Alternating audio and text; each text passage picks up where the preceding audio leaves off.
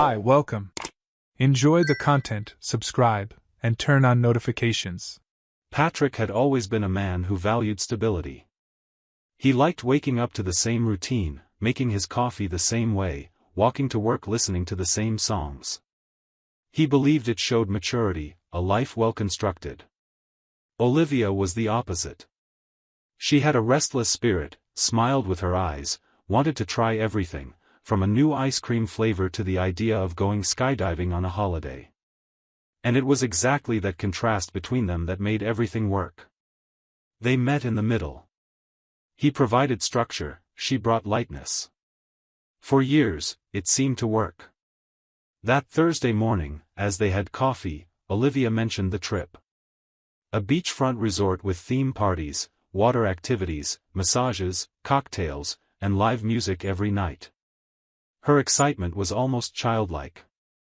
She described the rooms, the infinity pools, and the themed dinners as if she were telling a dream she couldn't wait to live. Patrick smiled politely. He didn't like the idea. He never cared for those kinds of places, nor the crowds, nor being surrounded by strangers pretending to be happy with colorful drinks in hand. She noticed his lack of enthusiasm and looked at him with one of those glances he knew all too well. She said she understood if he didn't want to go, but that she needed something to shake up the routine. Her voice carried a mix of firmness and sweetness. It was a request, but also a warning. Patrick took a deep breath, sipped more of his now cold coffee, and asked if she'd like to go with someone else. Olivia didn't hesitate. She said she could go with Emma, her best friend since college. Emma was fun, always ready for an adventure, and they hadn't traveled together in years. Patrick agreed, not because he wanted to, but because he believed loving someone also meant giving them space. In the days leading up to the trip, Olivia seemed lighter, excited about the preparations. She bought new clothes, tried on bikinis, spent hours watching videos about the resort. She laughed to herself watching clips of poolside dance sessions, made lists on her phone, and talked to Emma every day. Patrick watched it all with that quiet look of someone trying to hide his discomfort. She didn't seem to be running away from him, but something in her energy had changed. It was like she was already gone before she even left. When Olivia boarded the plane, she sent him a message saying she loved him and promised to send photos. Patrick replied with a heart emoji, though he wasn't sure how he really felt. For the first 2 days, she sent short messages, full of emojis, along with photos of scenery and exotic dishes. But soon, her responses became more spaced out, and some went unanswered. One night, he sent her a voice message talking about his day, about work, asking how she was doing. Hours later, she replied with just, "I'm great, honey, I'll call you later," but the call never came. Patrick fell asleep with his phone in his hand. On the third day, she disappeared for almost 20 hours. She only resurfaced in the late afternoon, saying the resort signal was unstable. He wanted to believe her. Wanted to think that was really the reason. But in that moment, he felt something tighten in his chest in a different way. He started scanning recent memories, conversations, her reactions. There was a laugh that seemed forced, an enthusiasm that appeared only in certain moments, a kind of silence that hadn't existed before. And for the first time in a long while, Patrick felt alone in his own marriage, wondering if he was being paranoid or if something really had changed. When she came back, the first thing he noticed was the scent. A perfume he had never smelled on her before. Strong, striking, like it had just been sprayed on. Olivia was smiling but in a hurry. She told stories of the trip like she was on a talk show, laughed loudly, went overboard with her descriptions. And he just listened, quiet. On the outside, a present husband. On the inside, a man trying to piece together something that might have been broken long before the trip even began. During that first week after Olivia returned, Patrick tried to stick to his routine. He woke up at the usual time, made coffee, opened the living room windows, played the same playlist on his phone while packing his work bag. But as much as he tried to pretend everything was normal, there was something different in the way he now noticed the details. Before, he moved through the days with a certain ease. Now, every little thing Olivia did seemed to catch his attention. The way she avoided staying in the same room for too long, how she held her phone more tightly, always face down, like she was hiding something, protecting something. There was a subtle, new effort on her part to seem spontaneous. And that told him more than any explanation ever could. One Saturday morning, while she was in the shower, Patrick decided to put away the clothes from the suitcase she hadn't unpacked yet. It seemed simple, almost automatic. He just wanted to see if he could find space in the closet. But the moment he unzipped the main compartment, he saw a set of lingerie he'd never seen before. Delicate fabrics, expensive brands, bold colors. Olivia never cared about that kind of lingerie. It wasn't her style, nor did it match the preferences they developed over time. This was new. It was chosen for a purpose. She wore it with someone in mind. And it wasn't him. Patrick closed the suitcase gently, his hands trembling. He didn't say a word. He just went back to the kitchen, washed his mug, and spent the rest of the day in silence. That night, he said he had a headache and went to bed early. He lay facing the wall, pretending to sleep for hours while he heard Olivia on her phone, getting up and coming back, as if she were restless. When she finally lay down, he kept his eyes shut and caught the scent of that same perfume she'd brought back from the trip. A strong, elegant smell that now made him feel uneasy. A few days later, while Olivia was working in the bedroom, Patrick found himself scrolling through the resort's Instagram page. It was late. He said he'd get something to eat and took the chance to stay in the living room alone, phone in hand. He opened the resort's official page, scrolled through photos and posts, and decided to watch the videos saved by guests. There were dozens of them, but one caught his eye. It showed a pool party, lots of music, laughter, colorful drinks, people dancing around the pool. He paused at one point. Something caught his attention. A woman with loose hair, wearing a dress he remembered Olivia buying before the trip, was dancing close to a man in an open shirt and sunglasses. The image wasn't very clear, but it was enough. The way she leaned into the dance, how they seemed in sync, how close their bodies were. It was Olivia. And she wasn't with Emma.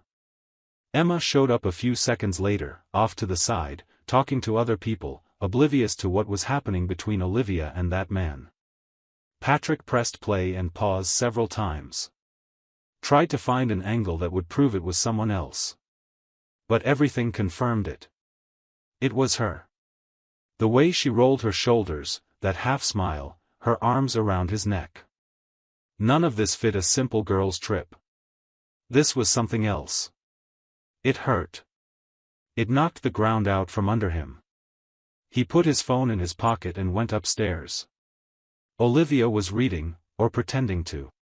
He stood at the door and watched her for a few seconds. She looked up and smiled, as if everything was fine.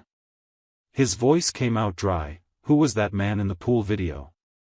She took a while to answer, looking confused, maybe surprised he'd found out. She tried to play it down, said he was just an event host. But the way she avoided his eyes told him more than any excuse. When he pressed on, she hesitated, switched up her story, tried to force a laugh. In the end, she said, "It's not what it looks like." Those words echoed like a gunshot. It was exactly what it looked like. Someone having fun in secret, living another story on a trip far from obligations. The woman he loved was now trying to get out of a tight spot with flimsy explanations. And inside, he was in ruins, but he stayed calm. Almost cold. As if the pain had given way to clarity. Trust had dissolved. He asked again, firmly.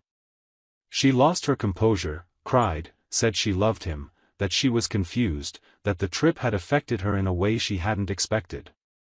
She tried to justify it, saying she felt alone, ignored in recent months. Every word was a subtle way of shifting the blame onto him, as if that explained what she had done. Patrick listened in silence. On the outside, unmoving. On the inside, in turmoil. She was still sobbing when he took a step back. He looked at her for another moment, an empty look, as if he understood everything he needed to, and then simply turned his back on her. He left the bedroom without a word. No shouting, no goodbyes, no promises. Just the sound of his own footsteps echoing down the hallway. That night, he didn't sleep. He stayed in the living room, staring at nothing, trying to figure out when their story had started to go off track. And especially, trying to accept there was no going back. The house had been quiet since the night before. Neither of them slept well after what happened with the video. The truth was out, like a chasm they couldn't cross. He couldn't get that image of her dancing at the pool out of his head, the smiles, the closeness. He didn't need to hear any more. He already knew enough. The next morning, he woke up before his alarm. He lay there for a while, staring at the ceiling, until he made a decision. He got up slowly, went to the closet, and pulled out the blue suitcase she always used for short trips. It wasn't about anger or impulse, it was a conclusion. He started gathering her clothes, folding them neatly. He packed her shoes, cosmetics, the new perfumes, chargers, everything. He didn't worry about picking or leaving anything behind. It all had to go. It was as if each piece of clothing he packed was another piece of their story that needed to be removed from the house, and from him. As he wheeled the suitcase into the living room, Olivia appeared at the top of the stairs, barefoot, her eyes puffy from a sleepless night. She came down slowly, looking at the scene in disbelief. Patrick didn't speak right away. He just left the suitcase in the middle of the room and pointed to the door. She tried to come closer, but he stepped aside. She asked what was going on. He told her that during the night he'd decided she no longer belonged there. She swallowed hard, tried to keep calm, but her voice shook. She said she'd messed up, but it only happened once. She was confused. He had pulled away many times too. They had a history, things couldn't end like this. He said it was over the moment she chose to be part of someone else's story. She cried and tried to touch him, but again, he moved back. She begged for one more chance. She said they could fix it, for everything they had built. He said they had built something she had chosen to destroy, and now he was just clearing away the rubble. She went silent. Looked at the suitcase.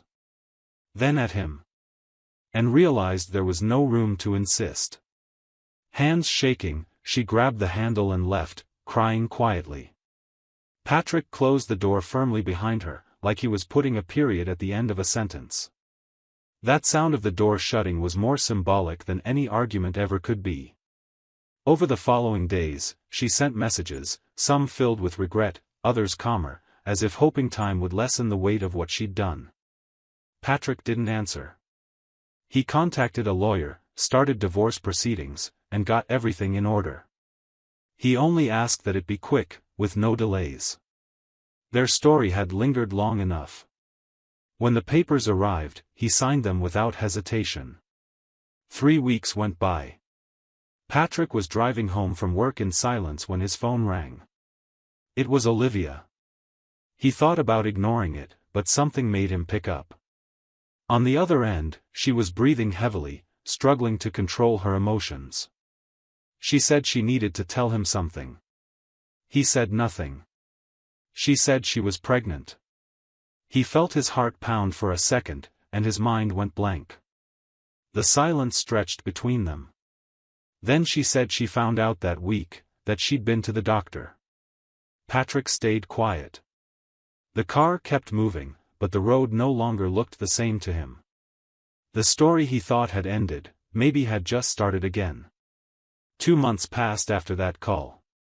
Patrick went on with his life as if he hadn't heard a thing. He kept working, reorganized his routine, avoided mentioning Olivia at all. Whenever someone brought her up, he changed the subject. To everyone else, he looked cold, insensitive, almost cruel. But no one knew what he was carrying inside. He had just chosen not to be hurt by her manipulations anymore. Olivia, on the other hand, didn't stop. She called, texted, stayed present in all their social circles. She talked to Patrick's mother, father, siblings, cousins. She cried to everyone, saying she was alone, abandoned, and expecting a child whose father had turned his back on her. Her story touched everyone. His mother stopped answering his calls. His father, usually reserved, sent a blunt message saying he expected more empathy from his son. His siblings kept their distance. Childhood friends looked at him differently. Worst of all, no one asked for his side of the story. Until one random Friday, Noah, his best friend since college, showed up at his place unannounced. He had 2 beers and a frustrated look on his face. He sat on the couch and got right to the point. He told Patrick everyone was talking like he was the bad guy, and he knew that wasn't who Patrick was. Patrick took a deep breath and, for the first time in weeks, told the whole story: the resort video, the dance with the stranger, the new lingerie, the coldness in her eyes, the careless lies. The argument, the suitcase, the breakup, and finally the call where she announced the pregnancy. Noah listened quietly. When Patrick finished, Noah said he knew Patrick and that Patrick knew what he had to do: a DNA test. There were tests you could do during pregnancy, expensive but available. If Olivia had nothing to hide, she'd agree. Patrick thought about it all night. The idea felt harsh, invasive. But it was the only way to protect himself from another blow. The next morning, he called Olivia. She picked up quickly, like she'd been waiting for it. The conversation was tense. He told her he wanted a DNA test, a non-invasive prenatal one. She fell silent, then spoke in an offended tone.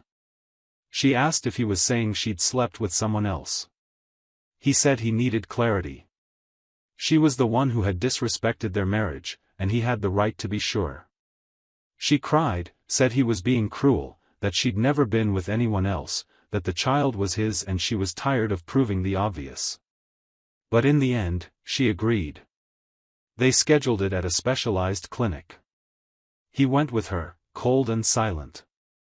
She tried to make conversation, tried to smile, brought up old memories on the way. He stayed distant. The procedure was done, and despite the tension, both left in silence. 2 weeks later, Patrick got a call from the clinic. The results were in, and it was clear, he was not the father. He stood still for a few minutes, staring at the test results. The words were there, raw, direct, unemotional. Not consistent with paternity. It confirmed what his heart had already known. Still, it hurt, not because he was surprised, but because it proved that all the chaos of recent months could have been avoided if people had believed him from the start. He folded the document carefully, placed it in an envelope, and went to his parents' house. When he got there, they were all present, his mom, dad, and 2 older brothers. The mood was heavy. Short comments, distant looks. Patrick said nothing. He walked into the living room, right to the center, and handed over the envelope. His mom looked alarmed, his dad frowned, his brothers exchanged glances. He left without a word, closing the door behind him with a silence as final as the truth in that envelope. Hours later, back at home, Patrick heard knocking on his door. When he opened it, Olivia was there, looking defeated, her face marked by tears, her hands shaking. She tried to hide her pain, but she was fragile, desperate. She asked for forgiveness, said she knew she'd messed up, that she'd hurt him. But the child needed a father. She stepped forward, eyes pleading. Patrick stared for a few seconds, serious and calm, breathing steadily.